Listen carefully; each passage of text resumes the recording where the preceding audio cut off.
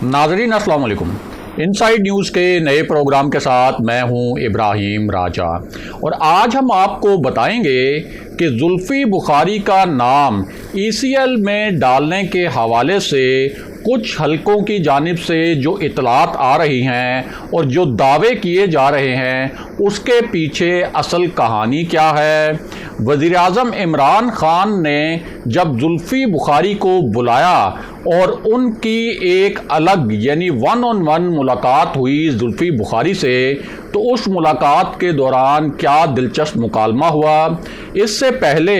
Commissioner Rawalpindi को जब वज़ीर-ए-आज़म इमरान खान ने तलब किया था तो उस वक्त किस तरह से कमिश्नर रावलपिंडी ने वज़ीर-ए-आज़म इमरान खान को गुमराह करने की कोशिश की, लेकिन वज़ीर-ए-आज़म के पास चूँकि एक और इंटेलिजेंस रिपोर्ट मौजूद थी रावलपिंडी रिंग रोड में करप्शन के हवाले से,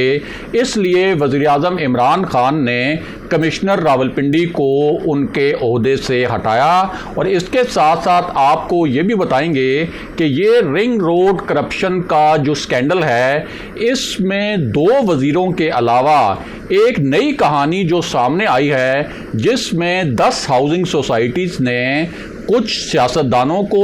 और कुछ वज़रा को जो कीमती तोहफ़े दिए, वो सारा मामला और उसके पीछे बुनियादी महरक़ात क्या हैं। हमारे जिन दोस्तों ने अब तक हमारे चैनल को सब्सक्राइब नहीं किया उनसे हम कहेंगे कि हमारे चैनल को सब्सक्राइब कर लें ताकि उन्हें अहम मालूमात बर वक्त मिलती रहें। अब वापस आते हैं आज के मौजू पर, यानी कुछ हलकों की जानिब से ये जो इतलात आ रही हैं कि जुल्फ़ी बुखारी का नाम ECL में डाल दिया गया है या डालने की तैयारी की जा रही है, इन दावों के पीछे असल कहानी क्या है और वज़ीर-ए-आज़म ऑफिस में होने वाली एक इंतहाई दिलचस्प मुलाकात का असल किस्सा क्या है। तो सबसे पहले आपको बताएं कि वज़ीर-ए-आज़म इमरान खान को असल में एक इंटेलिजेंस ज़रिए से ये इतला मिली थी कि ये जो रावलपिंडी रिंग रोड का मंसूबा है, इसमें आपके लिए एक टिप ये है कि इसमें मैसिव करप्शन हुई है और आपके 2 वज़रा ऐसे हैं, आपकी वफाकी काबीना के 2 वज़रा ऐसे हैं जिन्होंने कमिश्नर रावलपिंडी पर अपना असर व रसूख इस्तेमाल किया और उस असर व रसूख के नतीजे में उन्होंने अपने अजीज़ो अकारिब की जो अराज़ी है उसके लिए ऐसे फ़वाइद हासिल किए कि जो गैर कानूनी हैं, और इन फ़वाइद को अगर इनकी मालियत देखी जाए तो ये अरबों रुपए की मालियत बनती है। अब उसके बाद वज़ीर-ए-आज़म इमरान खान ने फ़ौरन कमिश्नर रावलपिंडी को बुलाया। अब कमिश्नर रावलपिंडी को जब बुलाया तो ये जो कमिश्नर साहब हैं इन्होंने बड़ी वहाँ चालाकी करने की कोशिश की। इन्होंने वज़ीर-ए-आज़म इमरान खान को ये बताया कि ये जो मंसूबा है जिसे 40 किलोमीटर से बढ़ाकर इसकी लंबाई 66 किलोमीटर की गई, इसमें तो कोई बेज़ाब्तगी नहीं। और वज़ीर-ए-आज़म इमरान खान ने जब ये पूछा कि इसके अंदर क्या कोई वफाकी वज़रा ने या मेरे किसी मुआविन ख़ुसूसी ने आपके ऊपर कोई दबाव डाला था, कोई प्रेशर डाला था, तो वो तो उस वक्त इनकार कर गए। यानी रावलपिंडी के जो कमिश्नर हैं उन्होंने कहा कि ऐसा कुछ नहीं हुआ, लेकिन वज़ीर-ए-आज़म ऑफिस में एक और रिपोर्ट इंटेलिजेंस ज़राए से मुसद्दक़ा मौजूद थी जिसमें ये कहा गया था कि 2 वज़रा ऐसे हैं जिन्होंने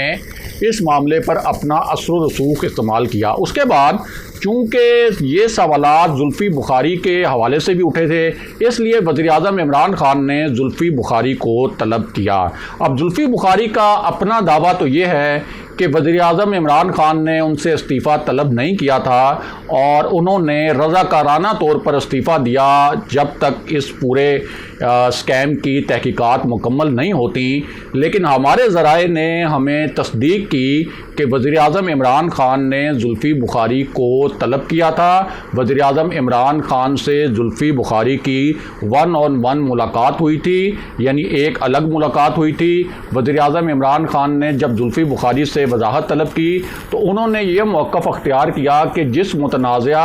अराज़ी की बात की जा रही है ये तो मेरे ननिहाल की है और मेरे अपने ननिहाल के साथ ताल्लुकात कुछ अच्छे नहीं हैं। हमारे ज़राए के मुताबिक इस पर वज़ीर-ए-आज़म इमरान खान ने कहा कि मेरे पास یہ رپورٹ موجود ہے کہ آپ نے اپنا اثر و رسوخ ڈائریکٹلی یا انڈائریکٹلی کمشنر راولپنڈی پر استعمال کیا، اس لیے ان کی وضاحت رد کر دی گئی۔ اور پھر وزیر اعظم عمران خان نے زلفی بخاری سے کہا کہ آپ اپنا استعفیٰ دیں، یعنی زلفی بخاری نے خود استعفیٰ نہیں دیا بلکہ ان سے استعفیٰ لیا گیا۔ اب یہاں آپ کو ایک اور اہم بات یہ بھی بتائیں کہ کمشنر راولپنڈی اور ڈپٹی کمشنر راولپنڈی سمیت 4 عہدیداروں کو وزیر اعظم عمران خان نے ہٹا دیا، لیکن اس پوری صورتحال میں ایک بہت پراسرار معاملہ بھی سامنے آیا، اور وہ معاملہ یہ تھا کہ رنگ روڈ کرپشن میں ایک جو ہاؤسنگ سوسائٹی جسے فائدہ دیا گیا بہت زیادہ، اس کا نام ہے نووا ہاؤسنگ سوسائٹی۔ یہ نووا ہاؤسنگ سوسائٹی کو بہت کم وقت میں رجسٹر کیا گیا، ہنگامی بنیاد پر اس کو امیڈیٹلی NOC جاری کیا گیا۔ اس ہاؤسنگ سوسائٹی کے پاس 1000 کنال سے بھی کم زمین تھی، لیکن اس ہاؤسنگ سوسائٹی نے 28,000 سے زائد فائلز جو ہیں وہ بیچی، اور اس ہاؤسنگ سوسائٹی کے جو مالکان ہیں ان کے درمیان اور زلفی بخاری اور غلام سرور کے درمیان انڈائریکٹ رابطوں کا بھی انکشاف کیا گیا، وہ رپورٹ جو وزیر اعظم آفس پہنچائی گئی۔ اس کے علاوہ اسی رپورٹ میں یہ بھی بتایا گیا کہ نیو ایئرپورٹ ہاؤسنگ سوسائٹی کے جو مالکان ہیں انہوں نے ایک ڈیولپر کمپنی بنائی، اس کمپنی کا نام آصف ڈیولپر کمپنی بتایا گیا، اس کے ذریعے بھی اربوں روپے کمائے گئے، اور ٹاپ ہاؤسنگ سوسائٹی جو ہے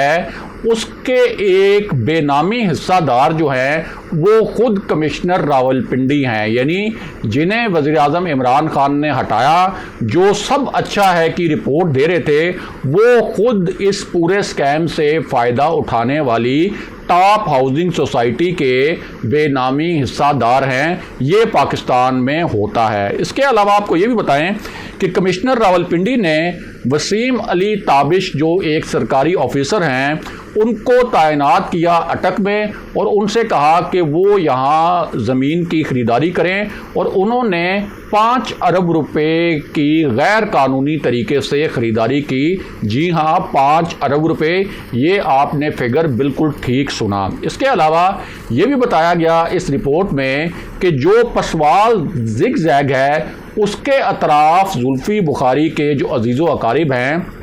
ان کی زمین تھی، اور ان کو بھی اس رنگ روڈ کے منصوبے میں جو غیر قانونی توسیع کی گئی اس سے فائدہ پہنچایا گیا۔ اس کے ساتھ ساتھ 2 اور ہاؤسنگ سوسائٹیز کے متعلق اور کچھ وزراء کے متعلق بڑے دلچسپ انکشافات ہوئے۔ ایک تو یہ بتایا گیا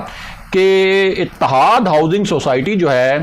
اس کے معاملے میں بھی غلام سرور خان نے اپنا اثر و رسوخ استعمال کیا، اور یہ جو سوسائٹیز ہیں ان میں سے 2 سوسائٹیز ایسی ہیں، یعنی ایک پر اثر و رسوخ زلفی بخاری نے انڈائریکٹلی استعمال کیا، اور ایک ہاؤسنگ سوسائٹی کے پارٹنر ہیں، شراکت دار ہیں غلام سرور خان کے بیٹے، یعنی یہ جو دونوں وزارتیں ہیں ان دونوں وزارتوں کے آفیسز اوورسیز پاکستانیز کی جو وزارت ہے جو زلفی بخاری کے پاس تھی، اور ایوییشن کی جو منسٹری ہے جو غلام سرور خان کے پاس تھی، ان دونوں دفاتر سے اپنا اثر و رسوخ ان دونوں وزیروں نے استعمال کیا کمشنر راولپنڈی پر۔ کمشنر راولپنڈی بھی ان کے ساتھ ملے ہوئے تھے، اور اس کے بعد کمشنر راولپنڈی نے یہ پورا معاملہ دبانے کی کوشش کی، اور جو اس معاملے کو دبانے کی کوشش کی گئی اس میں بھی ان وزیروں کا ہاتھ تھا، اور یہ کوشش کر رہے تھے کہ یہ معاملہ دب جائے، لیکن چونکہ ایک انٹیلیجنس ذریعے سے وزیر اعظم عمران خان تک اطلاع پہنچ چکی تھی، اس وجہ سے یہ معاملہ نہیں دب سکا۔ اب اسی تحقیقاتی رپورٹ میں یہ بھی کہا گیا کہ نووا سٹی کی جو بے نامی جائیدادیں ہیں ان کی تحقیقات لازمی ہونی چاہیے، اور ان تحقیقات کے ڈائریکٹیوز بھی جاری ہوئے، ہدایات جاری ہوئیں۔ اس کے علاوہ آپ کو بتائیں کہ capital smart city, new airport society, blue world society, Ittehad society, multi professional housing society, top city scheme,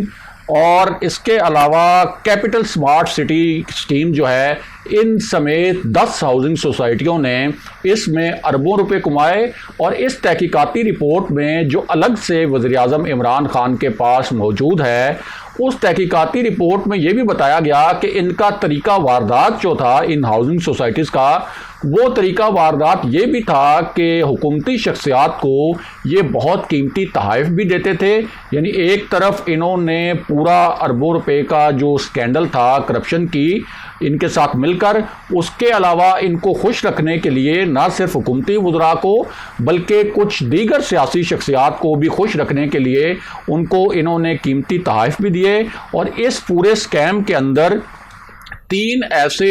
شخصیات کا نام بھی آیا جن کا تعلق پاک فوج سے رہا ہے۔ ان میں ایک نام میجر جنرل ریٹائرڈ سلیم اسحاق ہیں، ایک کرنل ریٹائرڈ عاصم ابراہیم پراچا ہے اور ایک کرنل ریٹائرڈ مسعود کا نام بھی شامل ہے، یہ جو اربوں روپے کا سکیم آیا۔ اب اس پوری صورتحال میں جب زلفی بخاری کی وضاحت تو وزیر اعظم عمران خان نے رد کر دی اور ان سے استعفیٰ لے لیا، تو کچھ حلقے یہ کہہ رہے ہیں کہ زلفی بخاری کا نام جو ہے وہ ECL میں ڈالنے کا فیصلہ بھی کر لیا گیا ہے، یا یہ اقدام جو ہے وہ کیا جا سکتا ہے اس وجہ سے کہ چیئرمین نیب نے بھی اس پورے سکیم کا نوٹس لیا۔ جو ایگزیکٹو بورڈ کا اجلاس ہوا نیب کا، اس میں خاص طور پر رنگ روڈ سکینڈل جو ہے وہ زیر بحث آیا۔ تو اس پوری صورتحال میں چونکہ نیب ریکمینڈ کرتا ہے کسی کا نام ECL میں ڈالنے کے لیے جب کسی کرپشن کیس کی تحقیقات نیب کے پاس آتی ہیں، اور نیب کو اصل میں وزیر اعظم آفس سے بھی جو ڈائریکٹیوز جاری ہوئے تھے ان میں یہ کہا گیا تھا کہ FIA بھی اس معاملے کو دیکھے، اور CM پنجاب کے جو آفس ہے وہاں سے یہ کہا گیا تھا، یہ ریکمینڈ کیا گیا تھا کہ یہ معاملہ جو ہے نیب کو بھیجا جائے۔ اب انہی پوری پس منظر میں اور انہی اطلاعات کی بنیاد پر کچھ حلقے یہ دعویٰ کر رہے ہیں کہ زلفی بخاری کا نام ECL میں ڈال دیا گیا ہے، اور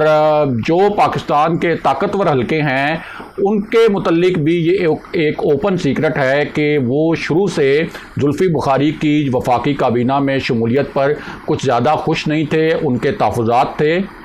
تو اس پورے معاملے کو اس پس منظر میں بھی دیکھا جا رہا ہے، لیکن ہم آپ کو یہ بتائیں کہ یہ اطلاعات کچھ حلقے کہہ تو رہے ہیں کہ زلفی بخاری کا نام ECL میں ڈال دیا گیا ہے، لیکن ہماری اطلاع یہ ہے کہ اس پورے معاملے میں تحقیقات کا دائرہ کار تو وسیع تر کیا گیا ہے۔ زلفی بخاری سے بڑی تھارو انویسٹیگیشن ہوگی، یہ فیصلہ کر لیا گیا ہے کہ ان سے براہ راست تحقیقات کی جائیں گی، لیکن ان کا نام ECL میں ڈالنے کا فیصلہ اب تک نہیں ہوا۔ اگلے پروگرام تک کے لیے خدا حافظ۔